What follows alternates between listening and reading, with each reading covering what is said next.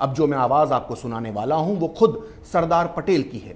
सरदार पटेल ने आजादी के 4 महीने बाद यानी 3 जनवरी 1948 को कोलकाता में एक भाषण दिया था। इस भाषण में उन्होंने खुले शब्दों में हिंदुस्तान में रह रहे मुसलमानों की देशभक्ति पर गंभीर सवाल उठाए थे। उन्होंने क्या कहा था उस भाषण में, उसे बहुत गौर से सुना जाना चाहिए।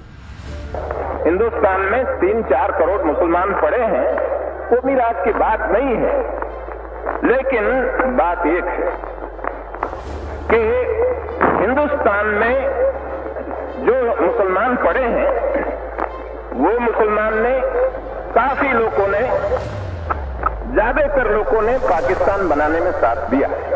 ठीक दिया, अभी ठीक है, लेकिन अब एक रोज में, एक रात में क्या दिल बदल गया? वो मुझे समझ में नहीं आता कैसा बदल गया कि एकदम कहते हैं हमको मान दो। तो ये मेरी समझ में नहीं आता कि एक रोज में दिल सबका कैसा बदल गया। तो वो कहते हैं कि हम वफादार हैं, तो हमारी वफादारी में शंका क्यों की जाती है? आपको सस्पिशन क्यों आता है? तो हम कहते हैं भाई हमको क्यों पूछते हो? आपके दिल को पूछो, भीतर पूछो, हमको मत पूछो। वो हमको पूछने की बात नहीं है। लेकिन हमने एक बात कही कि आपने पाकिस्तान बनाया, आपको मुबारक, हमें उसमें कोई दखल देना नहीं चाहते।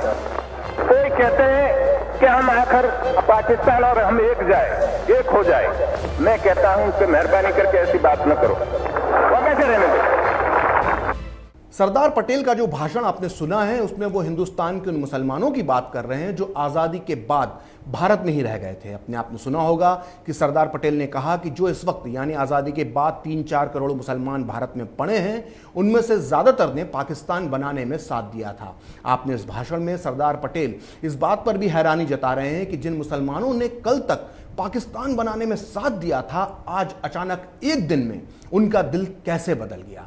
दरअसल सरदार पटेल मुसलमानों की मानसिकता को बहुत अच्छे से जानते और समझते थे।